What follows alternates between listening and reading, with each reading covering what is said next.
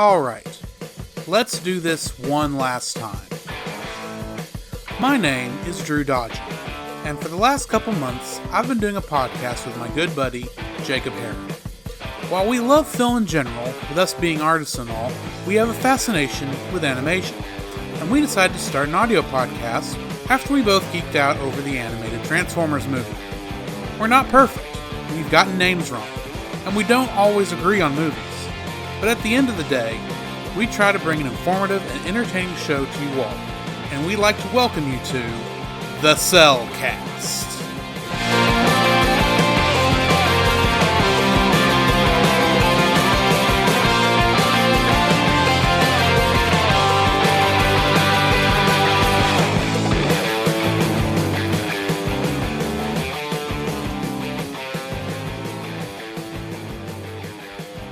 Hello and welcome to another episode of The Cellcast.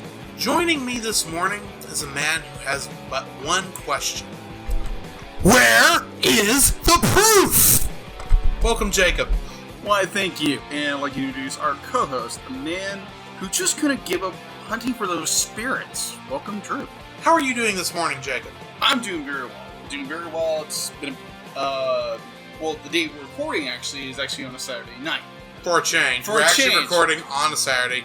The reason we're recording on a Saturday is, while looking at the calendar, I realized I was actually going to be out the week of Halloween. Yeah. Which is the end of, technically we would have finished October up without any issue, but we would have messed up Ghibli month.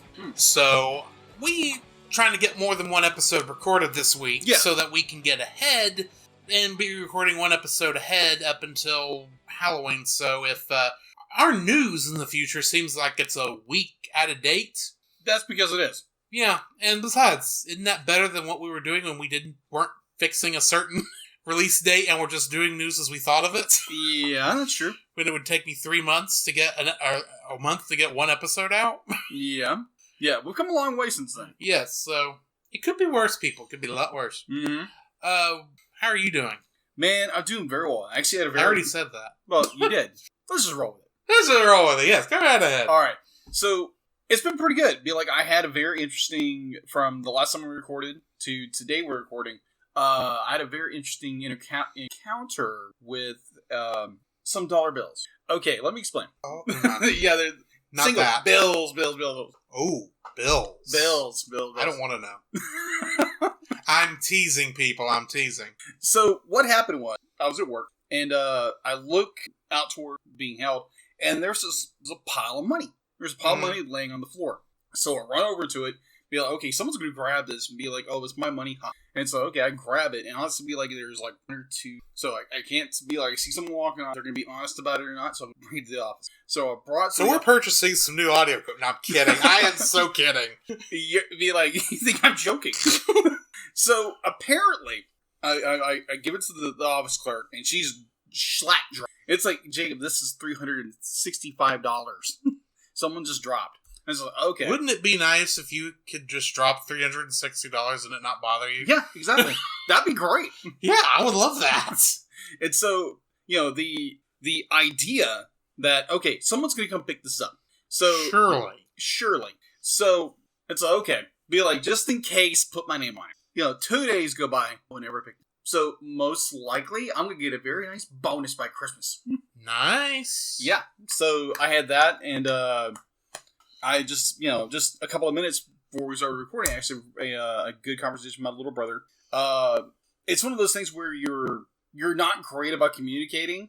It's not to be like, oh, I don't care about anybody. It's more that you just...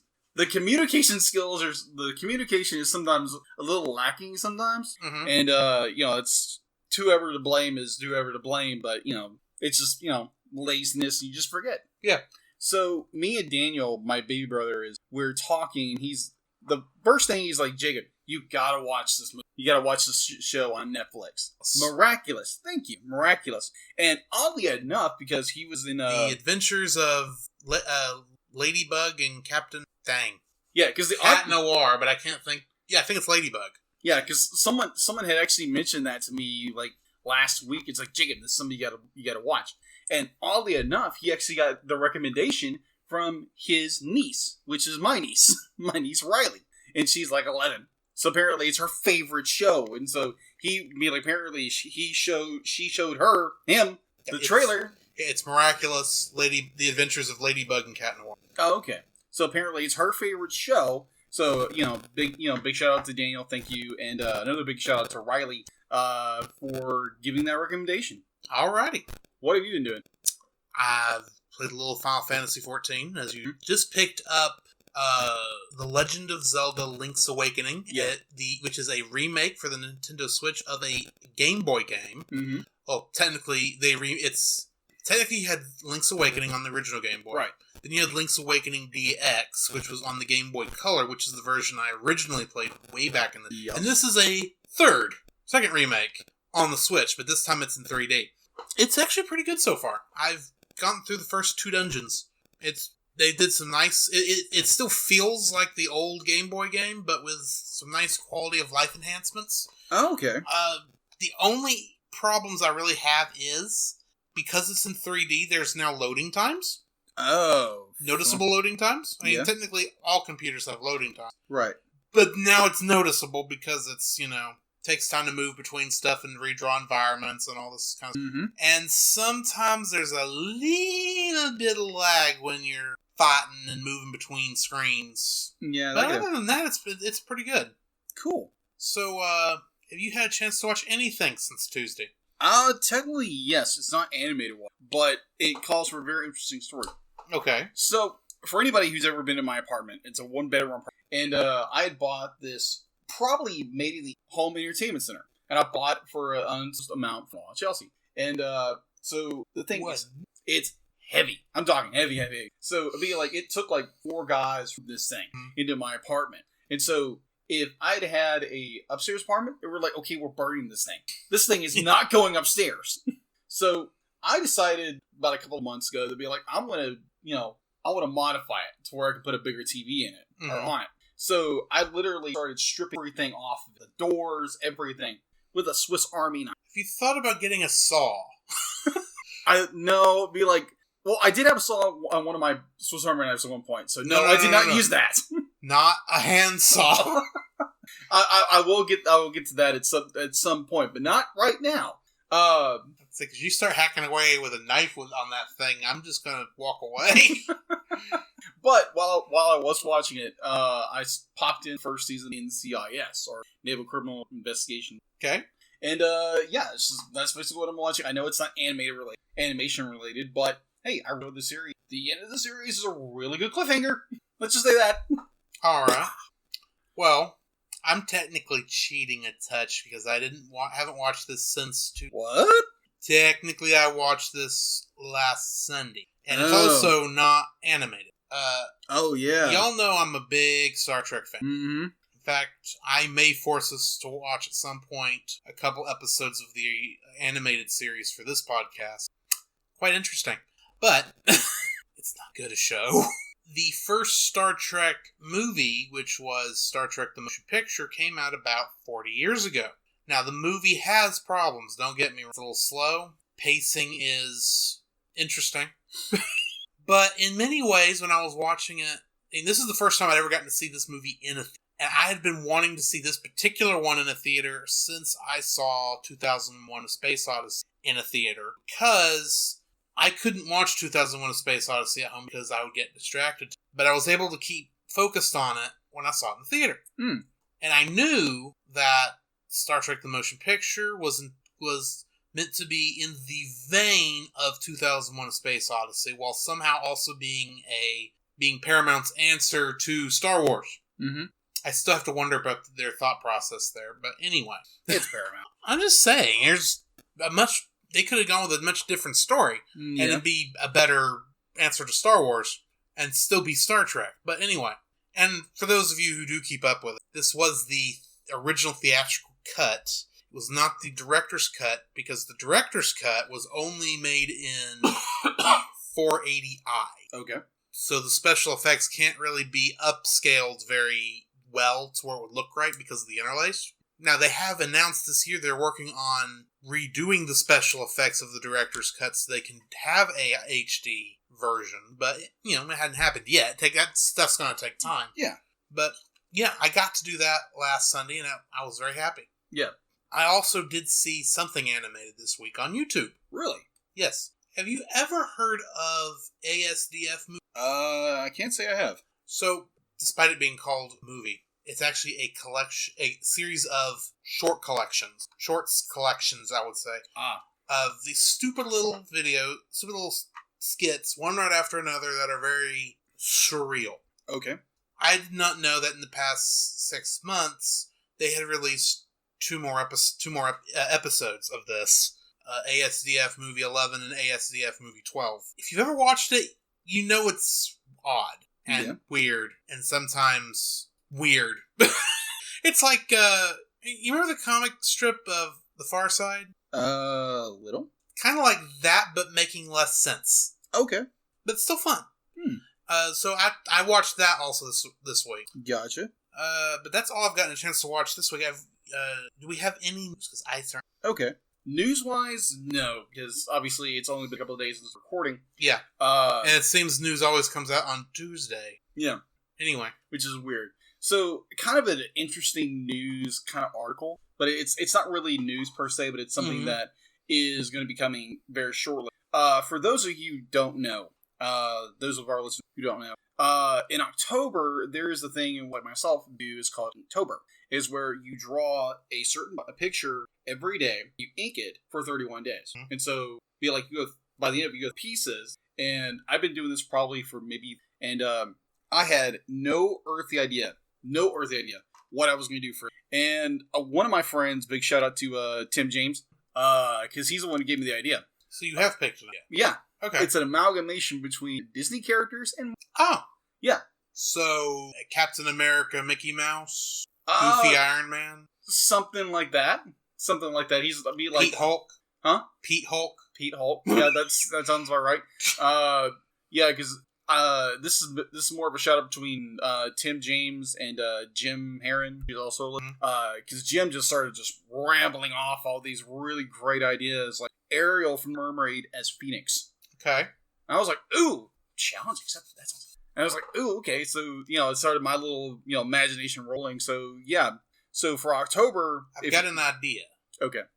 Merida as Blackwood. That's technically Pixar, admittedly, but yeah, that doesn't sound like a bad idea. Unless you can think of another redhead besides Ariel. You already got Ariel doing something else. Well, I could go into the channel. But... Kim Possible would make a great one.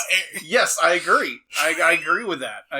And I might wind up doing that one. It's great. I have to get my list together of what I'm going to do. And so I will share that list with the Cellcast Facebook, and I'll post the pictures to that site. And obviously, because most of the people who are on Facebook with that are friends with me and know my art page. So I'm doing that. I'll be doing that. And right now, obviously, as we're recording, I'm actually doing a piece Batman Day, which is this Saturday that we're recording. And so I'd seen a ton of artists I know, Batman's all, and a friend of mine, something else, which I'm not going to mention. Yeah. Let's just say he's going to be Blue weeks. Okay. I'll tell you later. I'll take your word for it, because I don't hate. So I don't know if that's something I'm going to have to edit out later. No.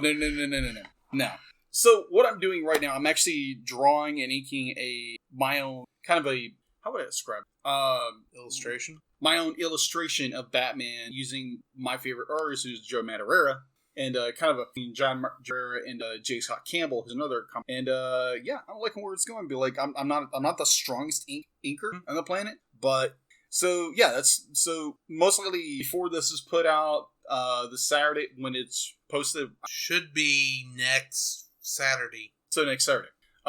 So yeah, you'll probably see this on my Facebook, and I don't know how it's going to do. Be like, I might be like, oh, that's cool, or like, oh, no one likes it. You never know. Yeah. But I'd still be like, just start working on it before we start reading, and it's like, I'm digging it.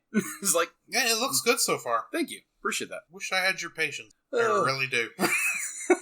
All right, so we should be getting into our spoiler-free thoughts. Yes. For our movie, which is, of course, Final Fantasy, The Spirits Within.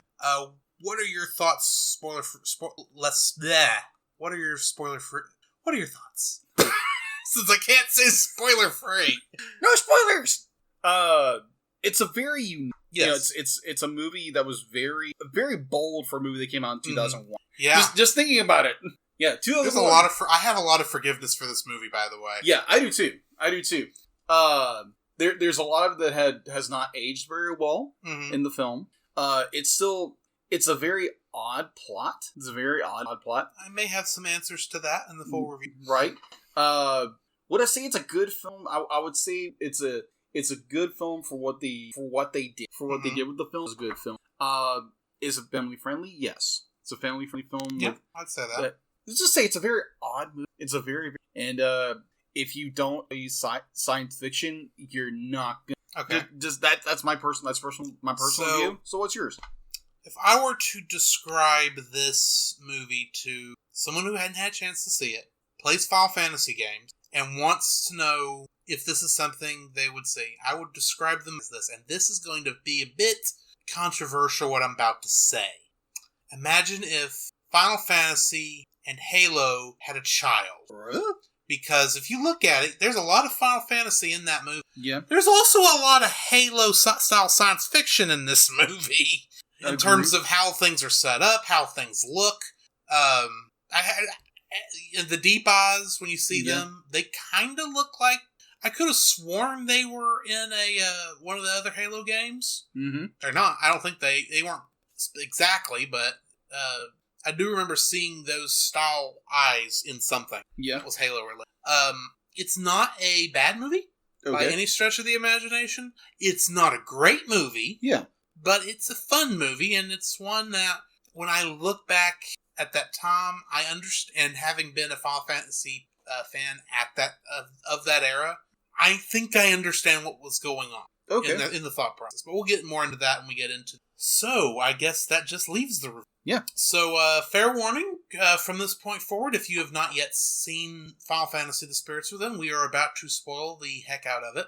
Spoilers! So, I know you can find it on, I know you can get it on Amazon. Mm-hmm. Pretty much if Sony's, any place you can get a Columbia, Sony-made movie, Columbia, that stuff, probably you're going to find this somewhere. Yeah, Paramount. It's Columbia, not Paramount. Oh, it is? Oh. It's owned by Sony. That's right. Paramount's entirely everything. Yeah, that's true. But, so yeah, definitely you can get it on the PlayStation Store. And probably find it somewhere. Oh yeah. In fact, my copy is the Blu-ray that I got from Half Price Books, used for $7. Oh, okay. You can probably get it cheaper now. Probably. But yeah, just go out and give a look if you're interested in it, and then come back and hear our thoughts on it. So, all right. Let's get to it.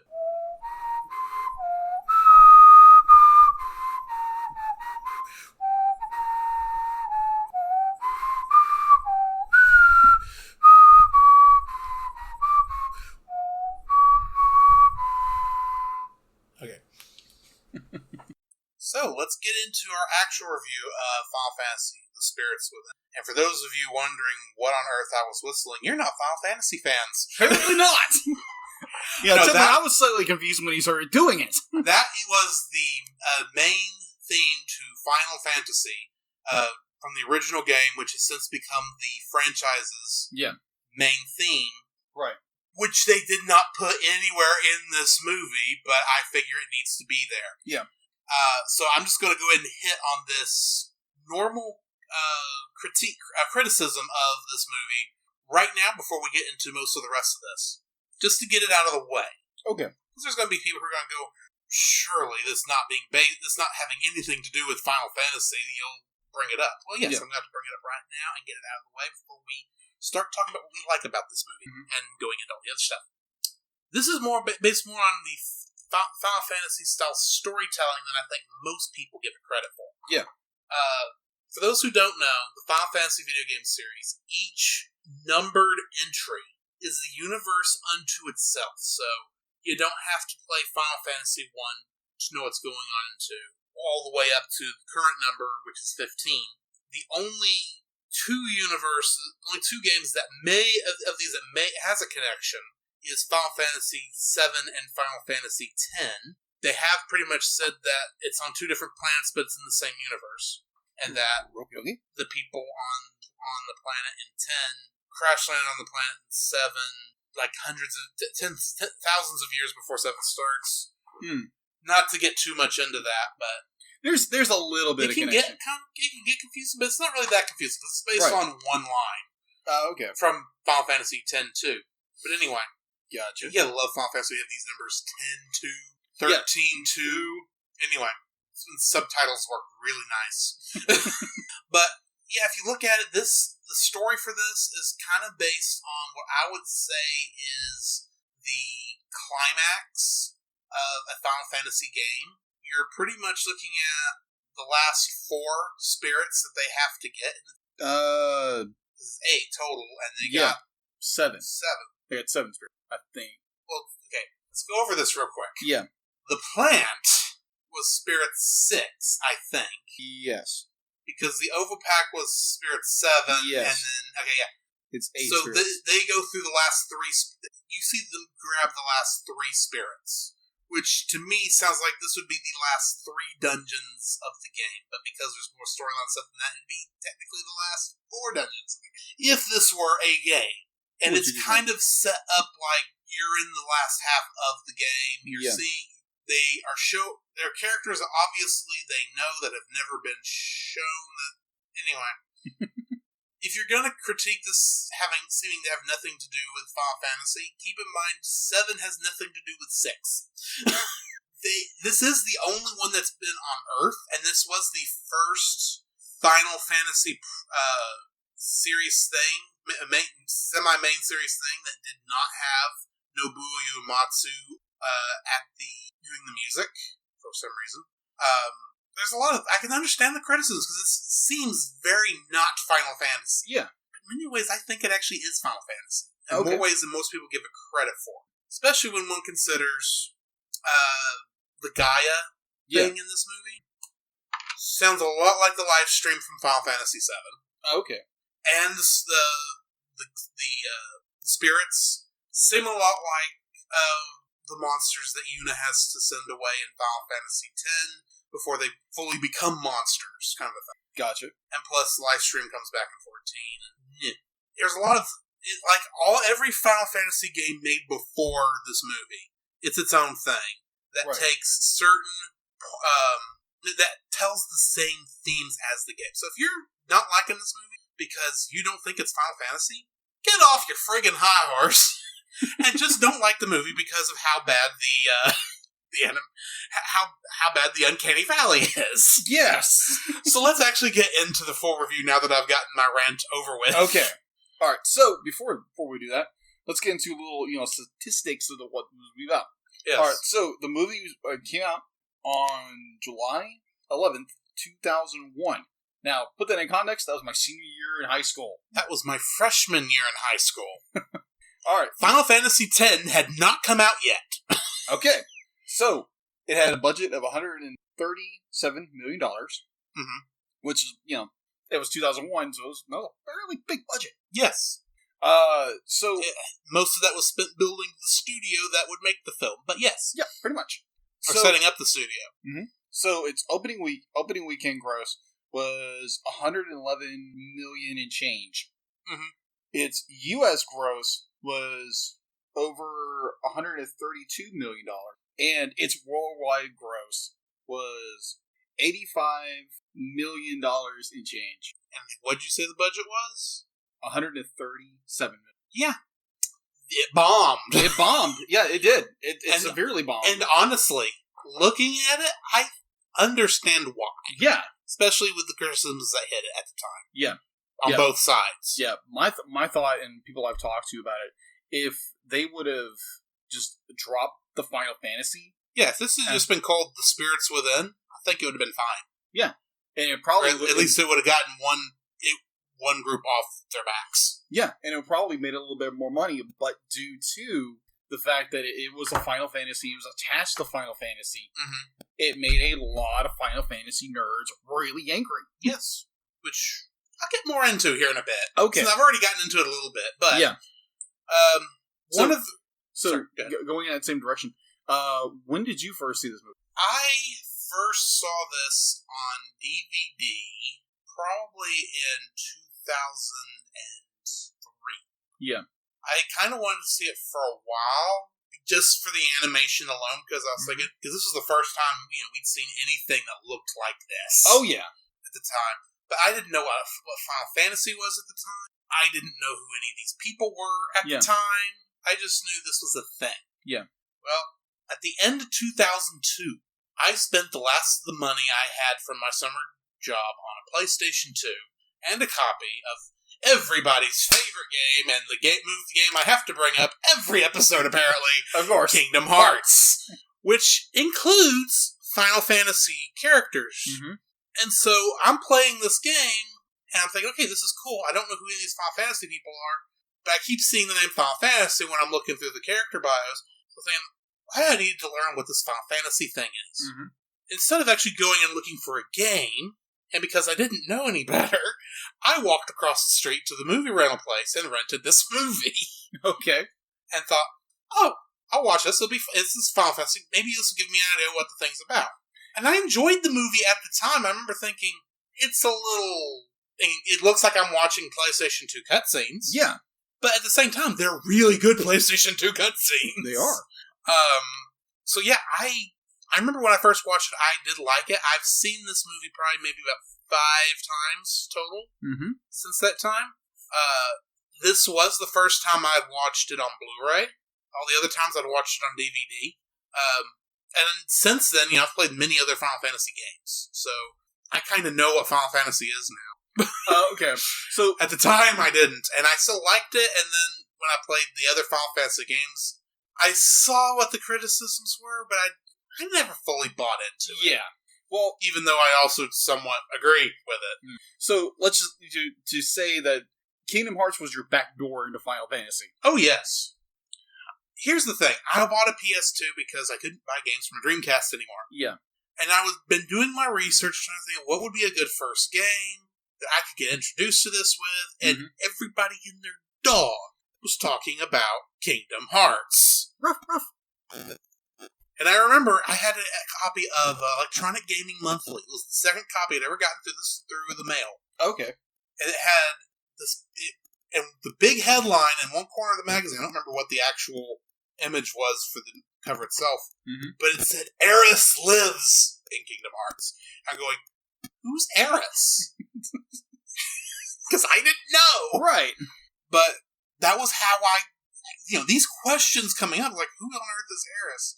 I don't care, I'm going to play this game. Oh, it's the girl in the pink dress. Okay, so she dies. Probably at the end of the game, I don't care. This was before I learned how to cry, people. This was before 7 polygons.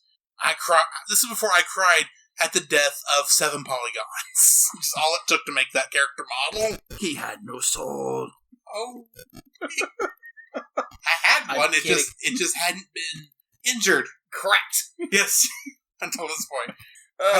That's one of the reasons why 7 has my undying respect. I got you. Is that first game made me cry when the graphics were that.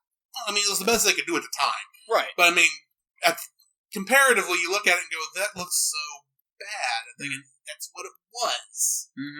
But anyway, so when it came to my first impression of this movie. Okay, you basically have to go back when I was a very young child, because we would go over to my cousin Brian's house, and the games he loved to play were RPGs, and Final Fantasy was one of them.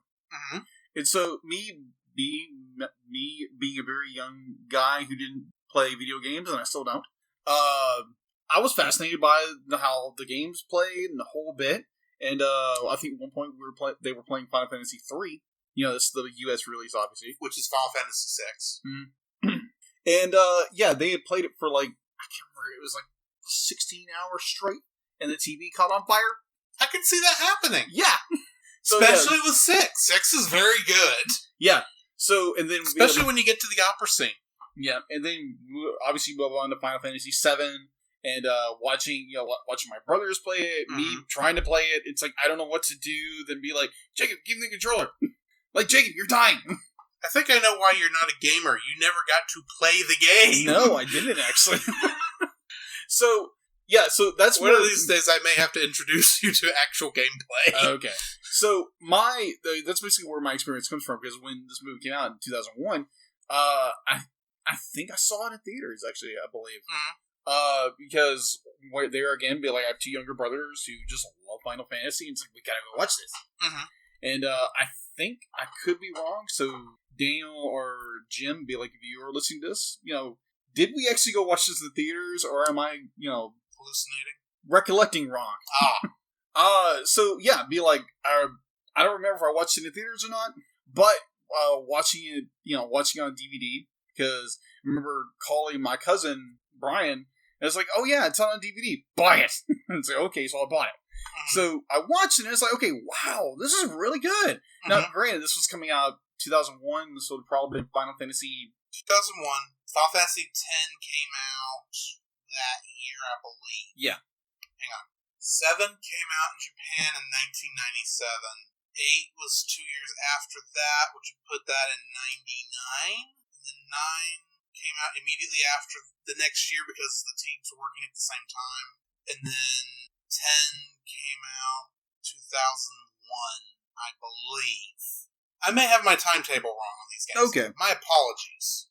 No problem. So, that's basically my understanding of Final Fantasy. Now, I know a lot about Final Fantasy. I actually did oddly enough, in high school.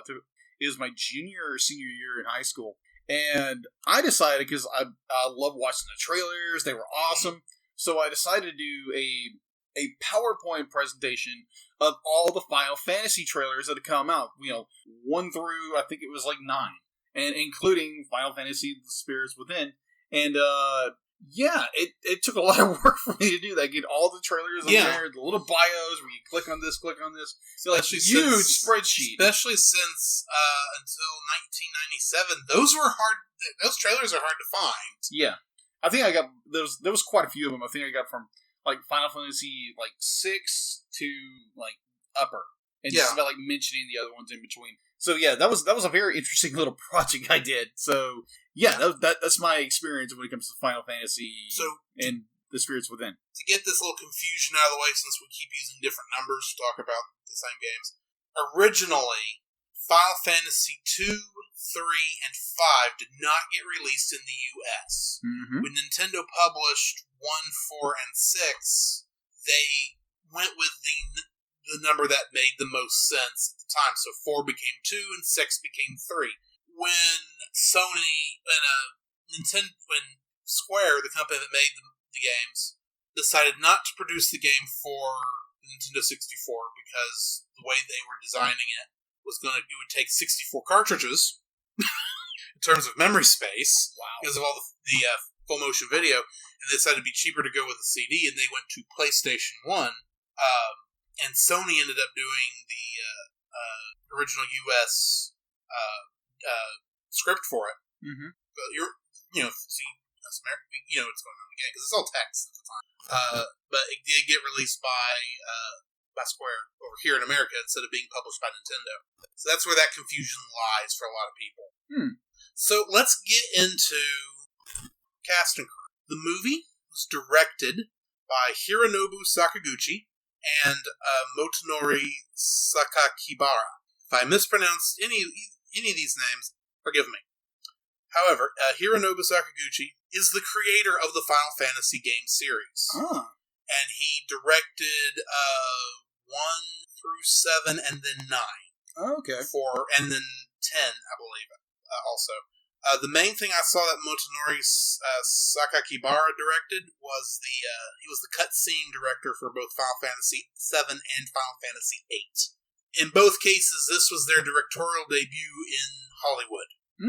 Don't you feel sorry for them? Just a bit. It was also written by Hironobu Sakaguchi, and the screenplay was written by Al Reinert and Jeff Vintar, with additional dialogue by Jack Fletcher. And the story editor was Bruce B.L. Jurgens. The music was written by Elliot Goldenthal. Okay. He previously did the scores for the original Pet Sematary movie. Oh, fun. Alien 3. Batman Forever. And Batman and Robin. Okay. The two worst Batman movies. Okay. In defense, let's say that. I'm just saying, in general, these two are considered the worst Batman movies. I agree. I just have a very odd fondness for Batman Forever. So I'm not saying it's a terrible movie, but like it's got its problem. Mm-hmm. And I think I'm not going to go with my brother Jim's analogy of this. Be like, oh, it's the different ages of Batman, that kind of stuff. But Batman Forever is a very fond place in my heart. So be like, when people start, giving that movie, slack or crap about it, I kind of come to its offense a little bit. But I do understand where people are coming from with it. I did say worst a minute ago, mostly because I was voicing everyone else's. Mm-hmm. To me, I prefer the term the weakest. Yeah. Because let's face it, I like Batman and Robin. Not for the reason the director wants me to like Batman and Robin, but I do like it. All those ice puns. Oh, gosh. Going into the cast, Ming-Na Wen played Dr. Aki Ross. Mm-hmm. You might know her as Mulan in the original Disney animated movie Mulan. In Agents of S.H.I.E.L.D., she plays Melinda May. And in the original Street Fighter movie, she played Chun-Li. Yes, I remember that. Alec Baldwin plays Captain Gray Edwards. And the main thing I saw he was in was Jack Ryan in The Hunt for Red October. Mm-hmm. And also he was in The Shadow. The Shadow? The Shadow. Only The Shadow knows. It's been a long time since I've seen The Shadow, so forgive me on that one. Yeah, it's all but good. Also in the more recent animated movie, Boss Baby. Oh, gosh. He plays the Boss Baby. Ving Rhames plays Ryan. You remember who Ryan is? Yes. He's he's Ving Rhames in animated form, yeah, for being pretty honest. In the Mission Impossible franchise, he plays Luther Strickle. Mm-hmm. And then in Lilo and Stitch, he plays Cobra Bubbles. Yes, I love the CIA or FBI. What FBI agent pretending to be Child Protective Services. Child Protective Services. Sorry, my brain just went dead because he's trying to find Stitch. Mm-hmm. Steve Buscemi plays Neil. He plays Wayne in Hotel Transylvania, which we'll be reviewing next week. Yeah. And in the Monsters Incredible franchise, he plays Randall. Okay. Wait, what? You didn't hear what I said. I thought I did. What? Randall. Randall Boggs, the chameleon monster that is the villain of the Monsters Incorporated movie. Oh, yeah. Of course. Duh. I was like, wait, huh? What? Randall. Oh, yeah. The purple dude. Yes. The purple The villain. Yeah, the villain. That's right. Okay. Perry Gilpin plays Jane. Mm-hmm. Did you ever watch... You've watched Frasier before, right? Mm-hmm. Did you recognize her as Roz Doyle? I do now. Yeah. Oh my gosh, yes. And she's playing the same character, if we're being honest. Donald Sutherland plays Dr. Sid, which I still say is misspelled, because if this is the Sid in the Final Fantasy movie, because all the games have a Sid in there somewhere, but in this movie they misspelled his name in the credits, as far as I'm concerned, because in the games it's spelled like the classic literature character El Cid, where it's spelled C-I-D. Yeah. In this movie they spelled it S-I-D, like it's short for Sydney or something. In the Hunger Games franchise, he plays President Snow. Yes. And in the original MASH movie that was based on the play, oh, yes, I remember that. He's the one who plays Hawkeye Pierce, who would later go on to be played by Alan Alda in the show. Mm-hmm. Last but not least, James Woods plays General Hine. Mm-hmm. He is most famous for, as far as I think most people are concerned, is playing Hades in Hercules. Yeah. And of course, he also reprises that role in Kingdom Hearts. Also, I should point out Ming-Na Wen also plays Mulan in Kingdom Hearts. There's like a theme here. Kingdom Hearts. Unfortunately, Cobra Bubbles has never shown up in Kingdom Hearts, so too bad. No Ving Rhames. That's all the cast and crew I got. Those are the main people. I got you. So let's go into what we liked about the movie and what we didn't like. I agree. First thing I liked about the movie. This is one of the first animated movies to actually use motion capture. Mhm. Previous, I think the only other time motion capture had been used in a film would have been Gollum in Lord of the Rings. Mm-hmm. But this would come out around the same time, and they used it much more here than Lord of the Rings did, because Lord of the Rings only used it for Gollum. They used it here for nearly every character. Yeah, that's true. To the point when you watch the outtakes, they are mapped to the character models. Oh, yeah, I remember watching those. So one of the things I like about this movie, and this is one of the ways I would like to praise it does at least feel like a Final Fantasy story. Yeah. Like I said earlier, it feels like it's the last 4 dungeons of a Final Fantasy game. Mm-hmm. You've got it's pulling the concept of Gaia from Final Fantasy VII, and technically 10, and technically 14, for being honest. It pulls a lot of the military stuff. While I do say it looks like it's more based on Halo than anything else, even though I don't think Halo would have been out at this time. No. If we're being honest. It does kind of have the feel of all of the architecture, the weapons, and all stuff has the feel of Final Fantasy VIII. And even some of the people, it does really feel like a party of adventurers in a sci-fi setting. Yes. When they go out there. And they each have an obvious role. I mean, yes, Aki is the scientist, but she kind of could be the healer. And she does heal at one point in the movie. She does. Obviously, the rest are kind of gunners, if we're being honest. But it does kind of feel like I could see this group of people in a game.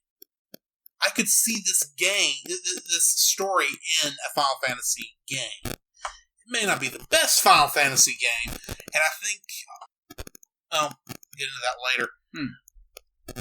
The main thing I do like about this, I know if I'm beating around the bush, the monsters. Oh, yeah. The monsters do feel like they come right out of a Final Fantasy game. Okay. And they all have the look of a Final Fantasy type monster. Even the aliens in their full form during the dream sequence do look like they would have come out of that era style game. I feel like I should be able to be saying more, but I'm actually now drawing a blank on where I was going with this point. That happens. I mean, I like the way they handled it, because there are times when it's like, you can see them there, but you can't see them. Yeah. The effects of the glowing work great. You can tell, every time you can tell which one are the Earth Gaia spirits forms, which one are the alien spirit forms. And especially a lot of the deaths, where they see the Phantom go through them, and you can see just for a bit their spirit form coming out of their body. Yeah, I love that part. Those look cool. Which, in a sense, it sounds morbid when it's like, oh, my favorite part of this movie is when the characters die. Well, like, there's a lot of character deaths in this there movie. is. The animation they put into those moments are like, Yes. oh my gosh. Incredible. And I can't tell you, but there is no sorrowful... The most sorrowful moment for me in this movie is when... what is her name? Character... Jane. Her death. Oh, yeah. Because she's angry about Neil getting killed, because obviously they were the love interest. You can't really tell that early in the movie, but until you've seen it once and go, oh yeah, I can see the flirting now. And she's firing at the thing, her gun goes dead, but you think for a second, oh, she survived, and then you see the tentacles rising up around her, and it's like, I liked her. Yeah, and another thing about that scene is where literally you hear Gray screaming at her, Yes. "Get out of there!" Get out of there. And she literally turns her phone and drops her gun. Because she knows knows what's happening. She can't get away from there. It's him saying what anyone in that situation would say, but she knows she can't. Yeah. And I find it very poetic that when her body does slump over, her hand lands in Neil's hand. True. I feel that's nicely poetic. Anyway, now that I've kind of rambled for a bit, what is your first favorite thing? My first favorite thing was probably the animation for a fully CGI film that came out in 2001. This movie, on first viewing, blew my ever-living mind. It was like, Yes. oh my gosh. It kind of ties in with my second one. There's a lot of this, realism that shows up, definitely with the Realism at the time. realism at the time, definitely with the dream sequence. That there was so much of you could see Aki's face and be like the pores and everything. It was just so realistic. And You can even see in that one shot when it's focused on her eye, you can see the iris move just ever so slightly, like it's focusing on the light. Yeah, it just shifted just a little bit. It's it's like, wow, this is really. And it's that first impression really just. I was like, I really enjoy this film. I've probably seen it 9 times since 2009 or 2001. Sorry. Yeah. It was the animation for the time was absolutely mind blowing, and in retrospect now it's like, okay, this looks like a really good Student project. a student project at the same time of good cutscenes out of a Final Fantasy movie. Yeah, or I'll always say this is on par with, say, Final Fantasy X, some of Final Fantasy X's full motion video, which would have been made around the same time. Yes. Final Fantasy 13's is a little better than this, but honestly, not that much. Yeah. That's just, change in time. 12, actually, I think is closer. But anyway. What was your number 2? My number 2, I like that this is one of the first serious animated movies that came out in the United States. Yeah, I agree. Prior to this point, and I think even after, because I only know of a couple quote-unquote serious animated movies that have ever been a U.S.-made production. Mm-hmm. But this was one of the first ones, and prior to this, it was all either for kids or it was comedy. Yeah. I have nothing against movies for kids or movies that are comedy, as you can see from a lot of my lists. Right. A lot of the reviews I've brought on the show. But animation can be more than that, and the only place we see that even trying to be done is either in Japan or in some of the European animations. But even the European ones are leaning more towards comedy. It's true. Animation, to me, is an art form that can do everything live action can do and do it better. Because you can be more artistic with it than you can with live action. True. And I'm happy that at least we had a movie that tried. But because of one of the dislikes I'll bring up here in a couple minutes, it kind of ultimately failed. Yeah, I agree with you there. So, what's your number 2? Number 2, there again, it tied in with number 1. It's more the realism in those sequences, because there's so many sequences in this movie. It's just like, it looks like I'm actually looking at actors doing their thing and not realizing, oh, this is motion capture. Yeah, and they're that where at the time when this movie came out or when it was about to be released, there were so many fears within Hollywood that I was like, oh my gosh, this is going to replace us. It's literally, all they're going to do is just plug in some numbers and boom, there's a character. We're going to be out of a job. All we're going to do is be in a booth. The character model for Aki Ross was designed to be one of the first digital actresses. Yeah. This movie did not allow that to happen. No, it didn't. That was the original intention. Yeah. Now, mind you, they did a good job for the time. Yes. If they were to try this again now, I think it would come out better. In fact, I would not mind seeing them make a remaster. Go back and use the same voice actors and actors, use the same audio track. But go back in and, say, re-render all the scenes at a much higher resolution. Oh, yeah. Much higher level of realism. And I think it would do very well. I don't see it happening. But, so my number 3 thing I liked is one particular scene. Okay. They're in jail. Oh, okay, yeah. We have just seen General Hein pretty much destroy New York City because of his ego. Yeah, pretty much. And they're explaining to everyone what's actually going on. Yeah. Because Aki's finally figured out what the secret behind all the troubles they've always had with this. Telling them how, they're not... The reason we've never been able to find a link between the human-sized ones and the big monstrous one is because... They're ghosts. They're they are different animals. And I love the line, how did they survive on the meteor going through space? They didn't. It's like, oh, this is making a creepy kind of sense. But that happens before this scene. The scene I really like is like, how are we going to get out of here in order to do this? And I said, Neil, you're our electrical guy, engineer guy. I don't remember what they called him. You should, I don't know what to tell you, man. The cell we're in is like pure heavy duty metal that you obviously can't get through. We'll call it unobtainium for now because I can't think what he actually called it. The lasers are made of biospheres. If we try to go through these where it's going to kill us, it's not like I can wave a magic wand and it'll go out and then all the lights go says, Neil, I'm impressed. Me too. And then the alarm goes off. Please proceed to the nearest evacuation area. Please proceed to the nearest evacuation area. Neil pops in. Hey guys, I think we should proceed to the nearest evacuation area. It's like, this is what I wanted throughout the whole movie. Where was this? And admittedly, Neil would have, if this was a full game, Neil would have gotten his day. Yeah, but unfortunately, we didn't get that. Yeah. My number 3 would probably be, in writing my notes, I didn't think about this. Mm-hmm. You brought it up, and it really hit me. General Hine in general. Yeah. His motivation, be like, it's all about his, when we start to really get to know who he is like, oh, his daughter and his wife died in, like, the attack in, I think it's New York? No, I think he said it was San Francisco. San Francisco. It was San Francisco. San Francisco. When the barrier fell. And, yeah. That scene, it'd be like, basically his entire lead up to why he goes to the Zeus Cannon, and that's Mm-hmm. why he fires it. He's out for revenge more than anything else. He's definitely out for revenge. And the scene that kind of just hit me was the one where when the barrier falls and everybody leaves, and it's Aki and Gray kind of, starting to,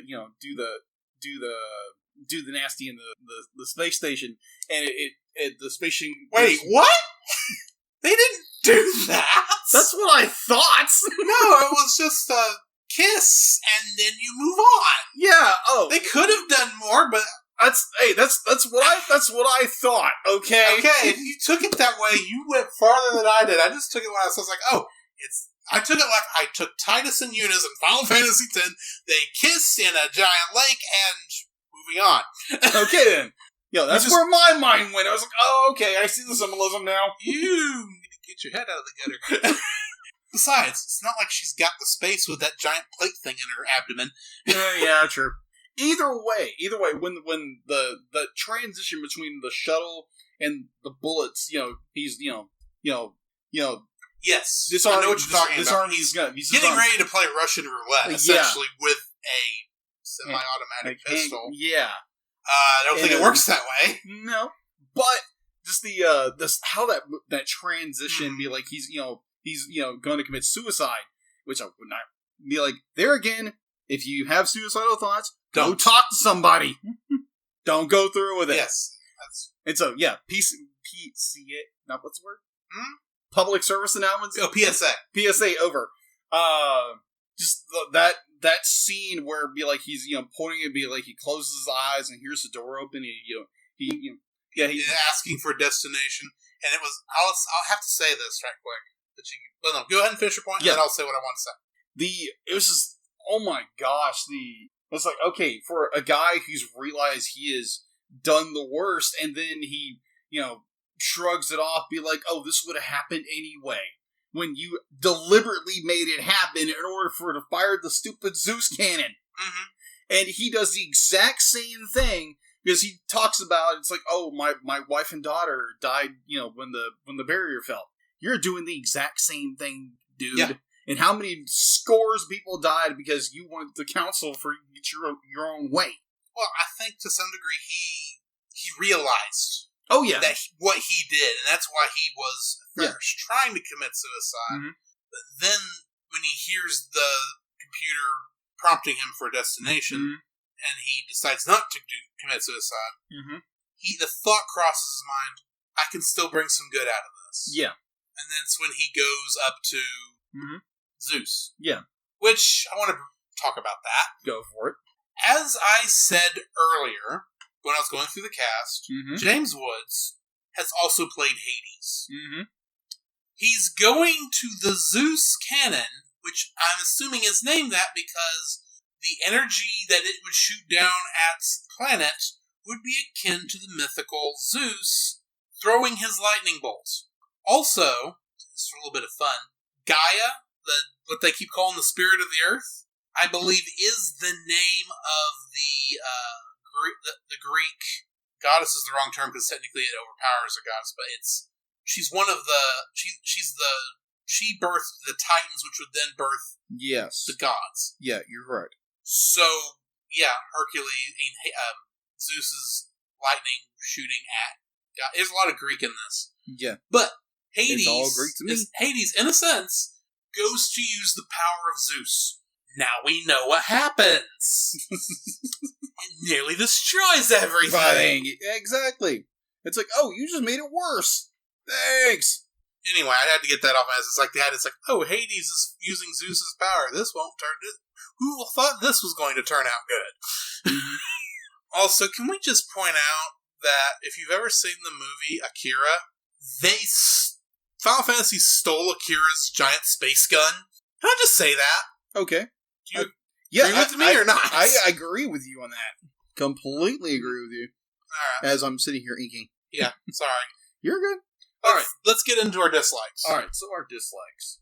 2 words for my dislikes. All right. 2 words for my first dislike.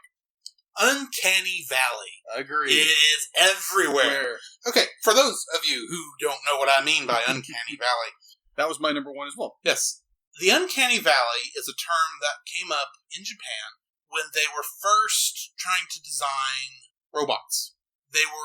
A thought came up as, will humans be able to interact with these robots in a way that they would accept them as normal, almost as if they were humans? Mm-hmm.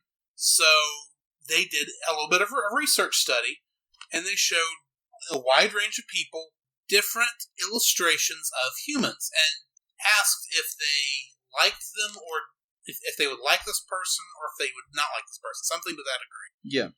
And these things ranged from cartoon characters up to actual humans, and varying degrees of similarity in between. Yes. And what they found was that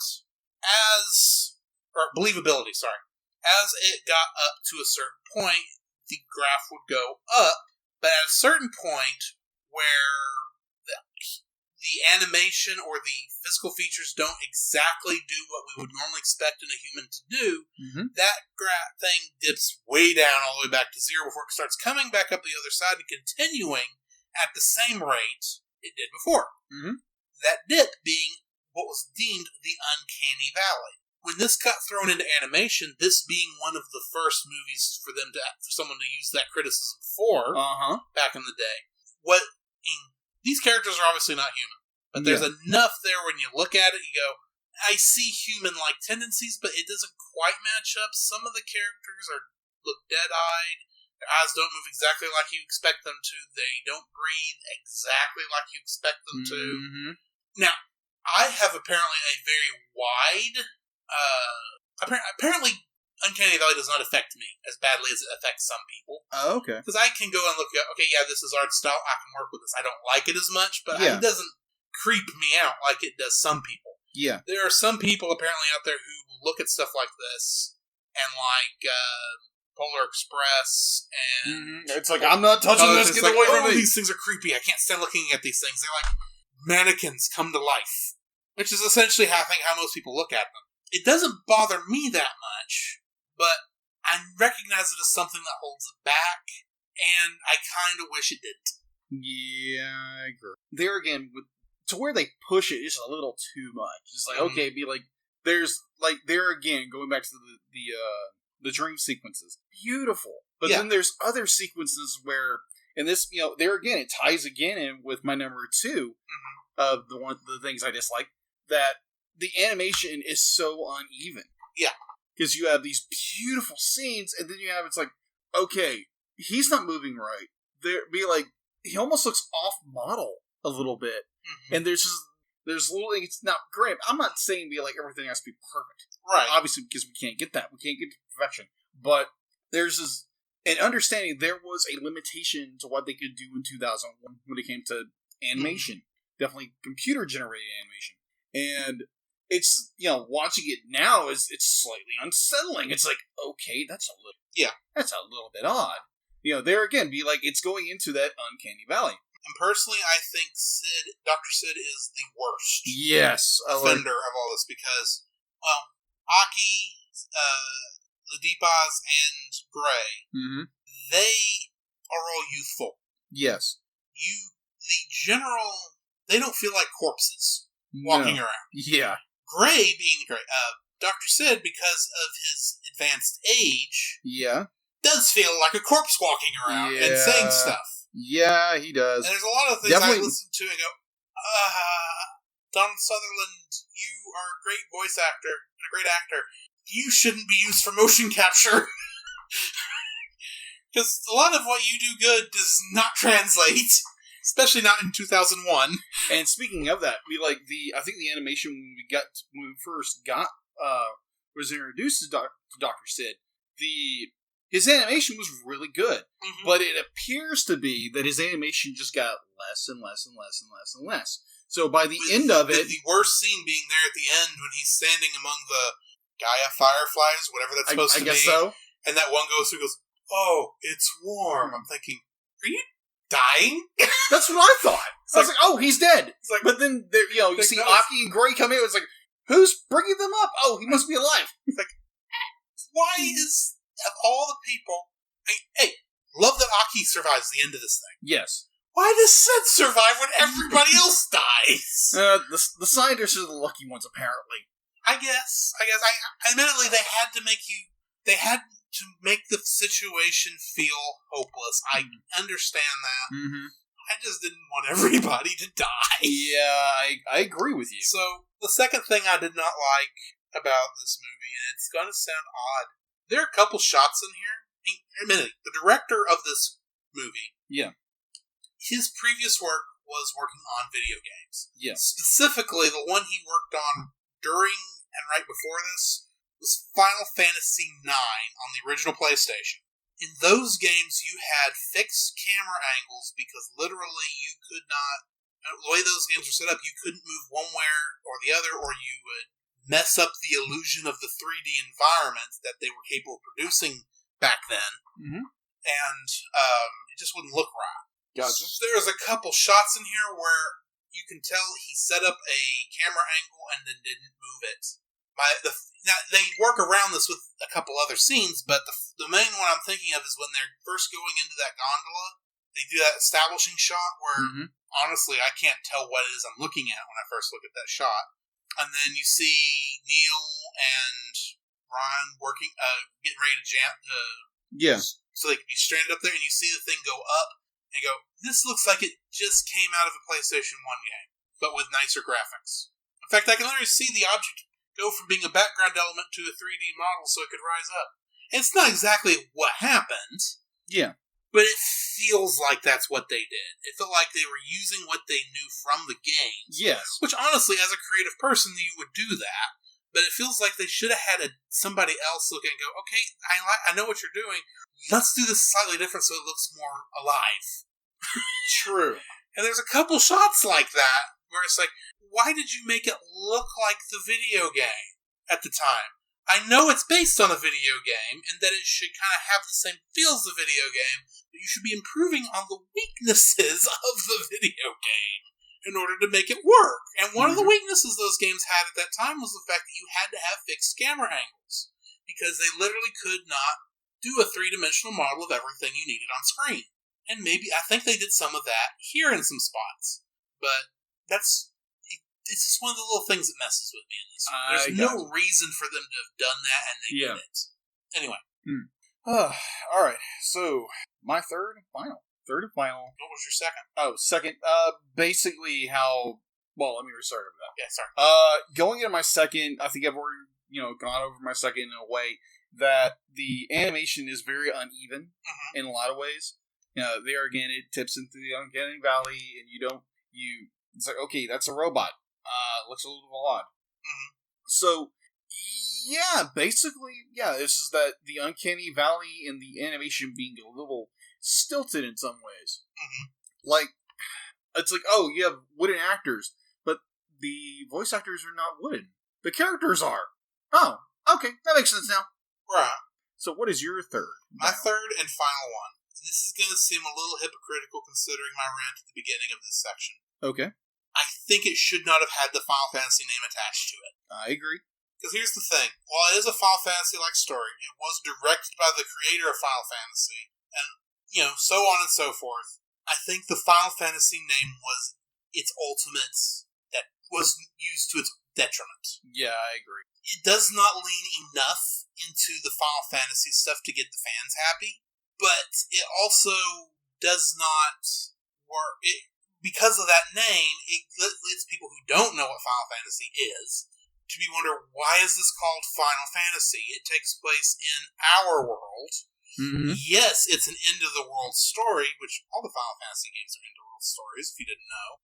And it is about them, averting it by the end of it. Mm-hmm. But then it's called Fantasy. Why is the fantasy name there? Why has it got Final Fantasy and then the spirits within? That makes it sound like it's bigger than what it really is. Yeah. Because it's confusing. It's ultimately a very confusing name. Yes, If I they'd agree. have just called it Final Fantasy, it would have been fine. You still would have the problems of the fact that it's not Final Fantasy enough, Yeah. in my opinion. But I think it would have fared better Yeah, I agree. if they'd have called it The Spirits Within, and then just told people this was the Final Fantasy movie. We just decided to not put the name on there because most people we were talking about. Mm-hmm. The Final Fantasy fans would have gone and watched it. They would not have cared as much that it wasn't as Final Fantasy because they would have been forgiven. It's like, okay, you knew the Final Fantasy name was not a good use for it. You made some modifications to separate it out, even if they hadn't. The fans would have been more forgiving. Yeah. Ultimately, the problem with this, the name Final Fantasy is one that is an odd name to begin with, for being honest. And it's a name that was chosen it was a name that was chosen simply because its initials were FF. Yeah. There is the old story that the reason it's called Final Fantasy is because Sakaguchi, when he was making the game, he was working for the company, was going bankrupt at the time, so they made this game, they released it on a way most people could watch it and play it, and because it was so successful, they were able to grow it from there. That's all false. Okay. That is not why the Final Fantasy series has the name. It is called Final Fantasy because they originally wanted to call it Fighting Fantasy because they wanted the English initials to be FF, but Fighting Fantasy was too close a name to another game, another property, so they changed it to another FF name, Final Fantasy. Okay. To Japan, it didn't care. It didn't care what the name meant. It's just it was an English title and it sounded good to Japanese ears. Okay, that makes sense now. Yeah. That's actually what happened. So you use that as the name of a movie. With having the subtitle, it makes it sound like it's a part of this bigger franchise, which it is, but it doesn't connect to that franchise in any way, shape, or form, other than you have a character that technically follows the same naming convention. You have a character whose name appears in all the other games. You do technically have monsters that are very much like the monsters in the series. It does follow a general style storyline about the end of the world. All that, it's just not Final Fantasy enough. Yeah. I think, in order for it to work as a Final Fantasy movie. Okay. My third and final would probably be the ghosts, as they call them, the aliens, is The Phantoms. Phantoms. Thank you. The Phantoms. Okay, as Aki's dreams tells, be like, oh, they were in this huge battle, and somehow their planet got destroyed, and a chunk of that planet came to Earth 36 years ago, or something like that. Around now, by the way. Around now, roughly. Yeah. So we should all be like corpses right now. Go look and see if there's a crater in the Caspian Mountains. By the way, don't glove in Tucson. That's all going to go to heck. Yeah. So my Or thought, San Francisco, or New York. yeah, just stay away from the big population. If you see a camera anywhere near you, go away. You'll go the other direction. Yeah. You know what? Go to England. Nothing bad happened in England in this movie. Apparently they can't cross oceans. Apparently. The Caspian Mountains are over there, but anyway. Yeah. But My problem is it's okay. You have the Phantoms. They're supposed to be spirits. Supposed to be dead. Mm-hmm. How in the world are they taking people's souls out of their bodies? They're supposed to be dead. How are they doing this? Well, or did they have some kind of magical power when they were alive so they could do that? No. Let me explain. Okay. They are energy beings. Yeah. In essence. Yes. Under normal circumstances, as we know, they're invisible. Yeah. Unless they have been peppered with this energy that makes them visible. Yeah, the barrier. They say, well, not just the barrier, but I mean the thing that she's shooting at the beginning. Yeah. That colors them too. Mm-hmm. And obviously, apparently being near their Gaia makes them visible. Mm-hmm. You know, all that stuff. They are made of... They say in the very beginning of that movie that humans have that same energy in them. Yeah. That energy, those energy beings we see move through solid matter like no tomorrow. Mm-hmm. So when, to the energy beings, the energy inside the humans is essentially, for them, solid. Mm-hmm. While for us, it's not. It's a tasty snack. So when their energy goes through the human body, it's literally pushing the human spirit out of the body. Okay. That is why they're able to do that. Okay. Because otherwise, why would the animals be able to do that? They were animals. Yeah.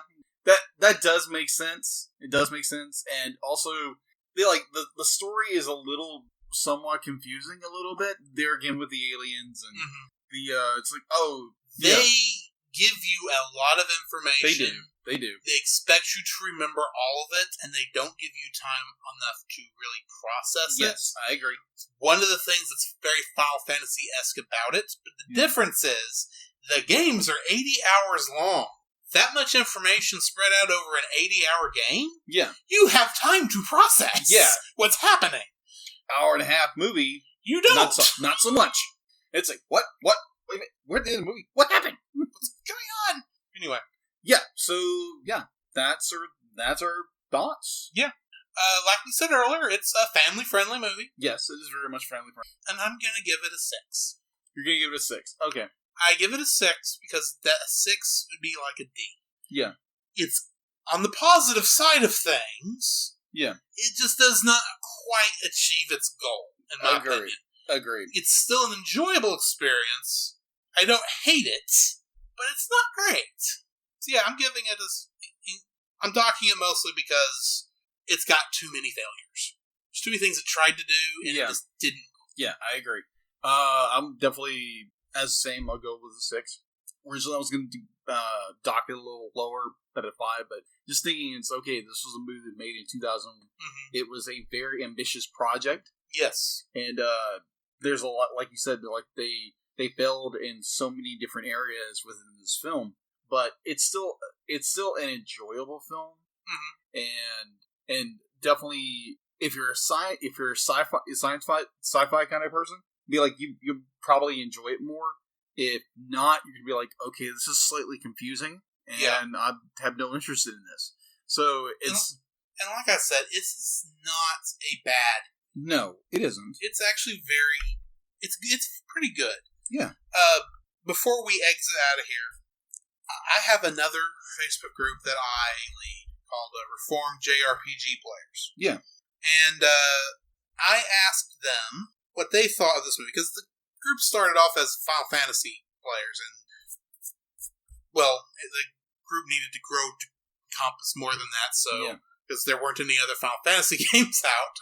So, let me give you the general idea. I'm not going to say names, but, give you a general idea of what people's thoughts were. Yeah. One guy just says he enjoyed it. Another guy says, I liked it as a movie, but not as a Final Fantasy movie. As a fan of Final Fantasy, there are standards, to be honest. As a good sci-fi movie, this had everything to really enjoy, but did not have the Final Fantasy feel. Another guy says, false FF type, underrated and long forgotten. He has it on the Blu-ray. This one pretty much summarizes it. It's way out there. Not a bad movie, just not a good Final Fantasy movie. And honestly, that's kind of how I feel. It's not bad. Mm-hmm. There are problems. Every movie has problems. It's just, as a Final Fantasy fan myself, it's just not quite there. I completely understand. Is there anything else we need to to talk about on this before we move on? Not that I know of. Okay.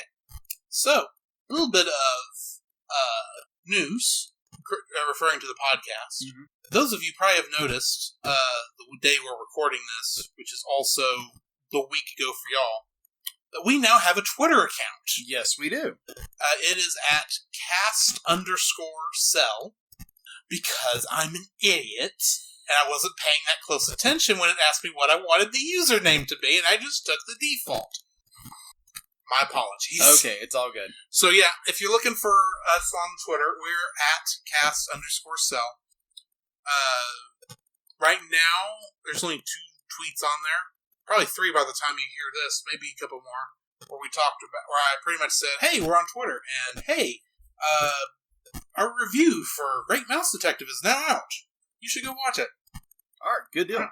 Now, normally, we would roll for our Mhm. next movie here. Right. However, We got a theme. we got a theme month coming. And despite the fact I had the last 2 movies, Yes. I get one more in a row. Yes. So I get to go for the hat trick. Is that what would be the term? Mm-hmm. Because I actually have the first movie of Halloween month, Yes, you which is going to be Hotel Transylvania. do. Okay, then. So look forward to that. All right, excellent. Where can they find you, Jacob? You can find me on Facebook at Jacob B. Heron. And also on Facebook, you can find me at Jacob's Daily Art Corner, where, like I said in the very beginning of the podcast, I try to draw every day. I'm not as successful as I should be. Where I try to draw every day, and I'm not as successful as other days. And it's just me. I've been doing this for about 2 years, and it's been a fun journey, and people seem to like it. So yeah, if you want to, follow me on there, just tap like and see an artist just develop. So where can they find you, Drew? They can also find me on Facebook at Drew Dodgen. I'm going to throw in, you can also find me on Twitter at GGeorge759. Okay. Mostly, I think if you go through there and look, you'll just see one retweet and then a bunch of pictures of an odd cat girl in different environments, because I was using Twitter for a long time to get pictures from Final Fantasy XIV off of my PlayStation 4. Oh, okay. So I could put it in a Facebook group, and couldn't figure out an easier way to do it at the time. So that was the old character design of my character in 14. But I should plan to start using that a little bit more often. If you see a picture of a Gorn from Star Trek in a field of flowers, you found the right place. You can also find us at our website, the cellcast.podbean.com. Mm-hmm. There you will find links to our podcasts on Apple Play. It's not Apple Music either. No, it's not. Apple Podcasts, Google Play, and Stitcher. You will also find a link for our closed Facebook group, which is the Cellcast. We keep it closed to keep the phantoms out. Yeah. Don't want those running about. True. You can also email us at thecellcastpodcast@gmail.com. And now you can find us on Twitter, as I said earlier, at cast_cell. Every single time I have said the word the Cellcast, keep in mind that it's spelled with a single L. Are we getting close to needing to close the orders for the hats? I just saw yours and it reminded me of it. Okay. Yeah, we're getting pretty close. I still need to go by and talk to the people I ordered these from, and see if I can get a rough estimation how much a order like this would cost, and I will get back to you very shortly on that. Alrighty. Well, I guess that finishes us up. I guess so. This has been Drew. This is Jacob. And we will catch you in the next frame. These lazy, undeserving people are just content to stay in their cities. But I will have no more of that. Like, zoinks, man, this is a great meal. Yeah, let's go. Raggy, what's going on? Raggy, what's wrong? It's so warm.